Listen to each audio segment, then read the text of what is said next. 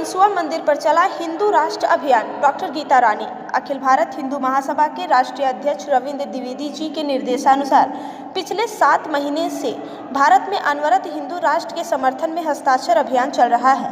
इसी क्रम में डॉक्टर गीता रानी, राष्ट्रीय महिला अध्यक्ष अखिल भारत हिंदू महासभा ने अपनी टीम के साथ चित्रकूट के सती अंसुआ के अति प्राचीन मंदिर में पहुंचकर हिंदू राष्ट्र के समर्थन में हस्ताक्षर अभियान चलाया।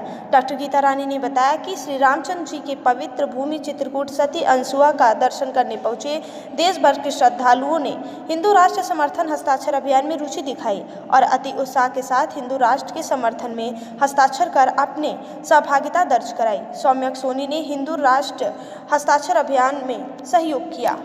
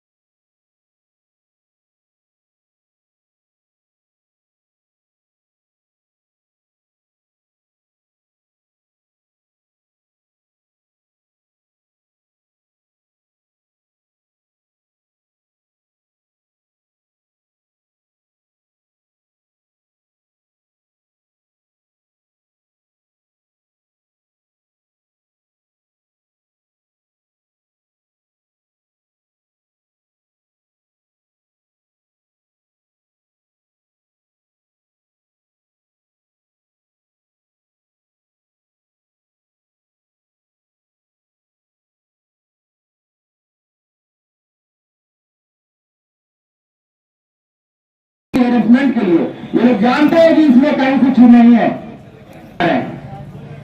लेकिन ये लोग जानते हैं कि हमको 10 केस की 10 बार जांच करवा रहे हैं और बड़े बड़े घोटालों में ये लोग संलिप्त हैं और हमको चोर बता रहे हैं। आप लोगों ने गांव में देखा होगा, जब गांव में चोर चोरी करने आता है तो जब लोग गांव के उसको घेरने लगते हैं, पकड़ने की कोशिश करते तो वो भीड़ में जाके छूट जाता है, वही चोर चोर चिल्लाना शुरू कर देता है, चोर गुम हो जाते। और यही हाल हमारे बिजली विभाग का, जो सबसे बड़ा चोर है वाला दूसरे को चोर बता रहा है।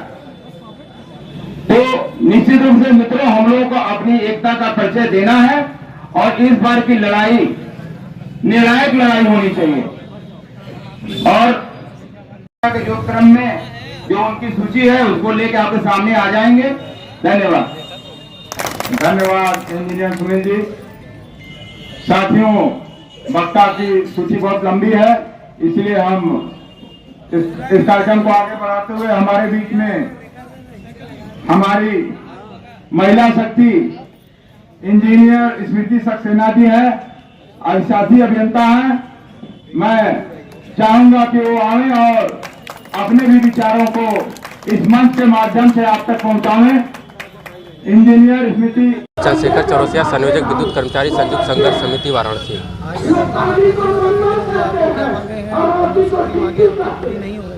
क्या कहना चाहेंगे? हमारी 15 सूत्री मांगों का नोटिस हमने 1 माह पूर्व ही दिया था।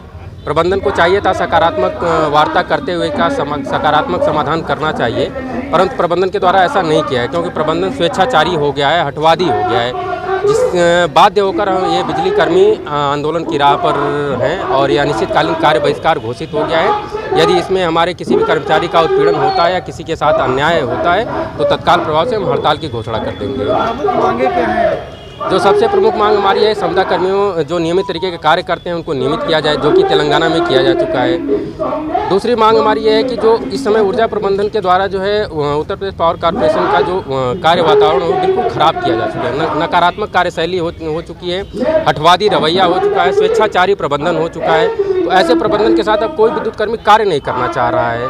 तो तीसरी जो हमारी मांग है, कर्मचारियों में बहुत प्रकार की वेतन विसंगतियाँ हैं, हर संवर्ग में वेतन विसंगतियाँ, इन्हें दूर किया जाए।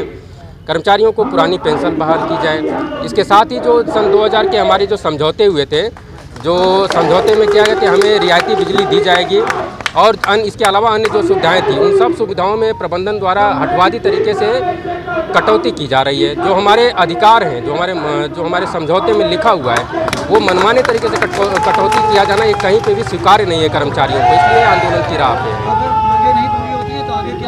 हमारा अनिश्चितकालीन कार्य बहिष्कार जारी है। यदि मांगें पूरी नहीं होती है तो यह अनवरत जारी रहेगा और यदि किसी कर्मचारी का उत्पीड़न होता है तो हम हड़ताल की घोषणा करेंगे, जिससे कि आम जनमानस को समस्या हो सकती है। परंतु फिर भी हम इस मंच के माध्यम से अपील करते हैं कि माननीय मुख्यमंत्री जी, माननीय प्रधानमंत्री जी एवं माननीय ऊर्जा मंत्री जी तत्काल प्रभाव से प्रभावी हस्तक्षेप कर इस टकराव को समाप्त करें, जिससे आम जनमानस को कोई कठिनाई न हो। मैं संजय भारती, सह संयोजक संघर्ष समिति वाराणसी। इस पे हम यही कहना चाहेंगे कि जो मांग पत्र है उसका जो एक सार कह लीजिए कि कोविड जो महामारी थी आप सबने देखा है और बिजली विभाग के जो कार्मिकों ने अपने प्राणों की आहुति देकर भी लोगों के घरों को रोशन किया था और पूरे प्रदेश के सिस्टम को चलाने का काम किया था। सभी लोग अपने घरों में कैद थे। ये बहादुर साथी हैं। जैसे सीमा पे तैनात जो सिपाही हमारे देश में शत्रुओं का प्रवेश रोकता है, उसी तरह से ये हमारे कार्मिक हैं जो क्षेत्रों में तैनात होकर के अपने प्राणों की आहुति दे करके भी सरकार और ऊर्जा प्रबंधन की नीतियों को धरातल पर उतारते हैं। इनकी जो जायज़ मांगे हैं, ये मांग नहीं है, ये ऊर्जा प्रबंधन का कर्तव्य है कि वो हमें एक ऐसा माहौल क्रिएट करके दे जिसमें हम सुरक्षित तरीके से हम अपने कार्यदायित्वों का निर्वहन कर सकें। इस सब चीज़ों में हमारा ऊर्जा मैनेजमेंट फेल है। उसको हम कर्तव्य बोध कराने के लिए लगभग 30 दिन से हम आंदोलनरत हैं। 30 दिन में मैनेजमेंट ने, सरकार ने इस चीज़ को नोटिस नहीं किया।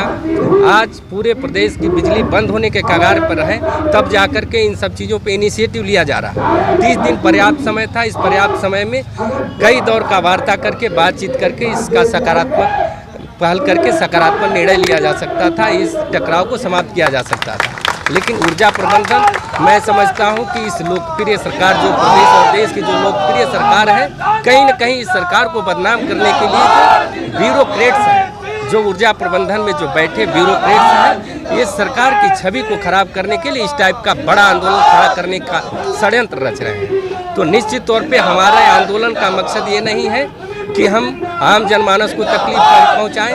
हमारा कार्य बहिष्कार का आंदोलन जारी है। बावजूद इसके हम जो आवश्यक सेवाएं हैं, हॉस्पिटल हैं, रेलवेज हैं, इन सारी सेवाओं को हम कोई कहीं से भी प्रभावित नहीं कर रहे हैं। यहाँ पे जिनकी ड्यूटीज़ है वो ड्यूटी पे हैं, जो पाली में हैं, जो बिजली घरों के ऑपरेशन में लगे हुए हैं, उनको छोड़ करके बाकी लोग कार्य बहिष्कार पे हैं। अभी भी वक्त है सरकार को, ऊर्जा प्रबंधन को हमारे नेतृत्व से बात करके इसका एक सकारात्मक निर्णय लिया जाए और जो हमारे सभी कार्मिकों की मांग है उसको सकारात्मक उसका समाधान किया जाए।